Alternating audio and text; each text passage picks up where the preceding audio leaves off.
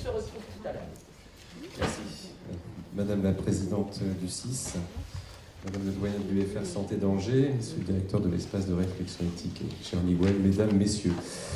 Donc effectivement, je tiens tout d'abord à vous présenter les excuses de Madame Courrèges qui regrette tout à fait sincèrement de ne pas être là et de pouvoir vous exprimer une nouvelle fois et de vive voix à la fois tout l'intérêt qu'elle porte à la parole des usagers et celui qu'elle porte avec l'ensemble de l'ARS au parcours de soins, de santé et de vie des personnes en situation de handicap et en perte d'autonomie. Vous avez choisi, Madame la Présidente, de consacrer cette journée aux enjeux éthiques du vivre ensemble pour les personnes atteintes de maladies chroniques, invalidantes et en situation de handicap. Donc très naturellement, vous vous êtes rapproché de notre espace de réflexion éthique régionale et nous en réjouissons. Je dis notre à dessein car l'ARS a accompagné la création de cet espace de réflexion éthique et qu'elle poursuit son soutien à ces actions.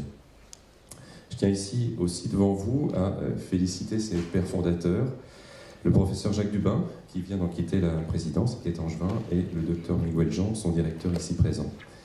Ils ont su, c'est à souligner, fédérer, rassembler sous ce même toit l'ensemble des acteurs qui s'étaient déjà investis dans le champ de l'éthique en santé.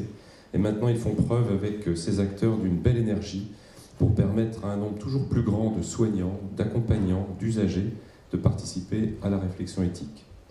Merci donc aux membres de l'ERR qui ont répondu aujourd'hui présents et témoigné encore une fois de leur implication. La ministre de la Santé a, à plusieurs reprises et à juste titre, insisté sur les enjeux et défis en termes de parcours et d'égalité d'accès aux soins que faisait naître le nombre croissant de personnes atteintes de maladies chroniques, de personnes en perte d'autonomie et en situation de handicap. L'usager, mais également son entourage, a changé. Il sait formuler ses attentes, il veut être acteur de sa santé, participer aux décisions. Il veut aussi changer le regard des autres face au handicap et à la perte d'autonomie. L'Agence régionale de santé a, je crois, bien compris ces différents enjeux, comme en témoignent les orientations stratégiques qu'elle a fait figurer déjà dans son premier projet régional de santé. Et vous pouvez être assuré que ces orientations seront reprises en tout ou partie dans le prochain projet régional de santé. Car derrière les mots, il y a déjà eu des actions, mais on a bien conscience qu'il reste quand même beaucoup de chemin à parcourir. L'ARS accompagne ces changements et ils sont profonds, donc cela prend du temps.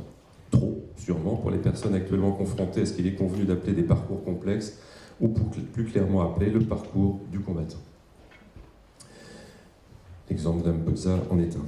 Madame Courrèges a salué l'action de celle qui l'a précédée, en l'occurrence Marie-Sophie de Saules, et elle a indiqué qu'elle s'inscrirait dans la continuité de ce qui a été fait pour que, et je cite, la parole des usagers soit accueillie, facilitée, intégrée par l'ensemble des acteurs, à commencer par l'agence. Je voulais saluer aussi, justement, la personne dont vous venez de parler, Noémie Nolot, qui représentait l'association de Pascal Jacob en didactique et qui devait participer donc, à cette table ronde. Donc je voulais la saluer. Je la salue quand même, même si effectivement c'est sur un lit d'hôpital. Donc elle était présente à la manifestation organisée par l'ARS autour de la signature de la charte Romain Jacob. Elle a pu ainsi assister à la présentation de notre plan d'action que nous mettons en œuvre pour améliorer l'accès aux soins des personnes en situation de handicap. Pour que ce soit le système de santé qui s'adapte aux personnes et non l'inverse. Pour que chacun ait un égal accès à des soins de qualité en respectant sa différence. Et enfin, pour que les soignants n'aient plus peur de cette différence. Je peux déjà lui dire à Noémie que les acteurs se sont mobilisés dans nos territoires de santé et que nous allons pouvoir les accompagner pour permettre à des projets de voir le jour. Là encore, tout ne va pas être résolu et les organisations mises en place ne couvriront pas du jour au lendemain tout le territoire régional, mais nous pouvons avoir bon espoir de voir changer les choses. À titre d'exemple, et j'en terminerai ainsi, Miguel me parlait d'une patiente atteinte d'une sclérose en plaques qui lui avait exprimé avoir souffert du regard des autres parce qu'elle était enceinte. Sclérose en plaques et enceinte. Quel beau sujet de réflexion éthique. Eh bien, j'espère que le projet Santé génétique et handicap du CHU de Nantes contribuera à ce changement de regard et permettra à des couples confrontés à des maladies chroniques invalidantes d'avoir, pour les accompagner, et sans stigmatisation dans des projets parentaux, ce service de guidance périnatale et parentale. En vous souhaitant une excellente journée avec ce très beau programme, merci.